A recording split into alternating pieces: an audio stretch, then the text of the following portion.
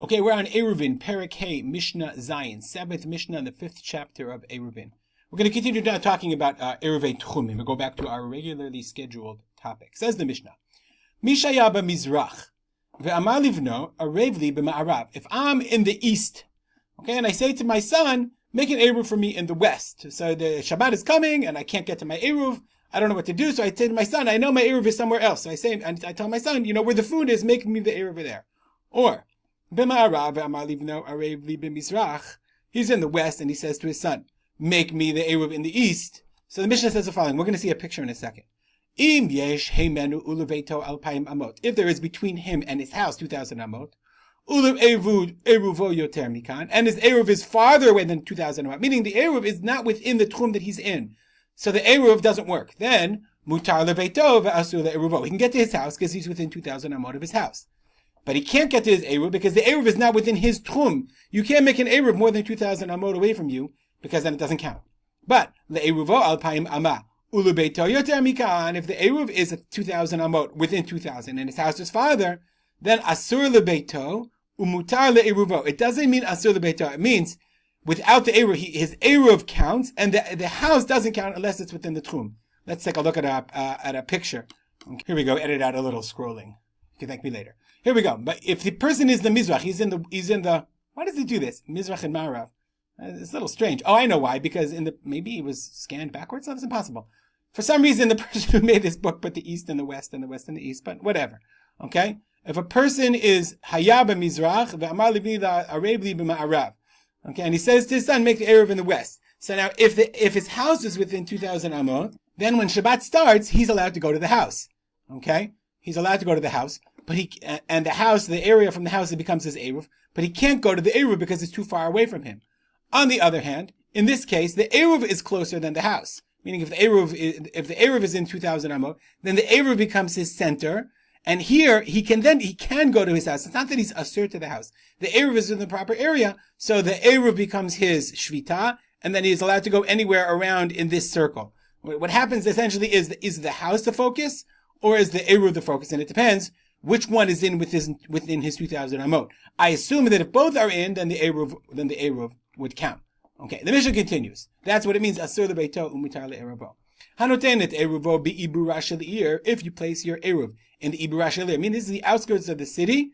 Okay, Rashi says, the Bartanura, in one of the houses that are within Shivim Amot V'Shirayim, in the 70 plus Amot, and the outside of the city, that's called the city. Okay, then, Lo Asav Lo Klum. That doesn't mean anything because the Eruv is within the city. So then the Eruv is the city. And you get 2,000 Amot outside of the city. But, Nitano Chus Tchum Afilu Ama Achat. Once you place it outside of the Tchum, meaning outside of the city itself, even one Ama, Mashniskar Hu Mafsid.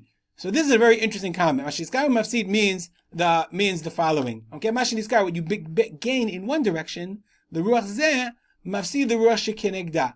You lose in the other direction. Meaning, and this is something that's obvious in terms of Eruvin. Let's look at our original chart. Here's our picture of Yad Binyamin that we've been working with all along. And we said that around Yad Binyamin, you have 2,000 square amot. And remember, it's not to square, scale, etc., etc. So the Mishnah says the following. Wherever you put your eruv, where's my eruv? I think I lost my eruv. Where's my food? Wherever you put your eruv, as we've learned, shifts the 2,000 amot. Okay, so if I put my eruv here, if the center is right here in the center of, or if let's say I put the eruv here. So then I move my 2,000 amot. I'm moving it, essentially, and I gain in this direction, but I lose in the other direction. But the Mishnah says something really interesting. The Mishnah says this 2,000 amot does not include the city itself.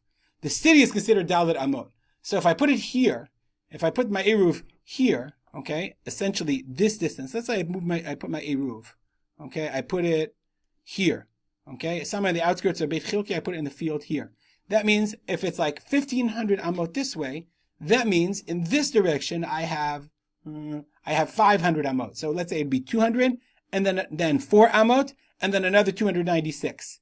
That's the way it works. Whatever I gain on one side, I lose on the other, and vice versa. That's what the Mishnah says. If I put it outside the tchum, natzano, afilu ama achat, one ama, mashniskar hu mafsid. What I gain in one direction, I lose in the other direction. Says the Bartanura. Okay, let's just look at the Bartanura. Kamash malan, we learn from here. De'en ha'ir ola b'cheshbon alpayim shel ma'arav elakula arba amot. The city itself is only considered 4 amot. Okay? So therefore, since the eruv ends somewhere else, the city itself is only 4 amot. But he adds an important caveat that we're going to see in the next Mishnayot. Hani mile, this only applies kishe'en kalot alpayim shemin ha'eruv l'tzad ha'ir el b'sof ha'ir achotzela. That only applies when this eruv of 2000, okay, ends outside, either at the end of the city or outside of it. Okay? So then the city is then considered 4 amot. Aval im kalot be'emtza ir, but if the erev ends in the middle of the city, oze be'eze makom betocha, somewhere in it, eino yachol lelech betocha ir ela ad makom shekalot alpayim amah.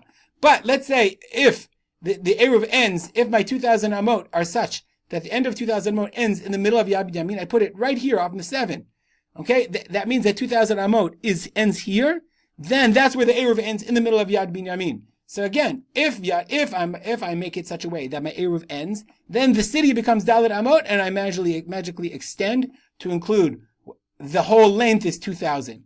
But if the eruv ends in the city, then all I get is 2,000. I can only get to the area where the city is. We're going to continue on this topic in future Mishnayot. We'll stop here.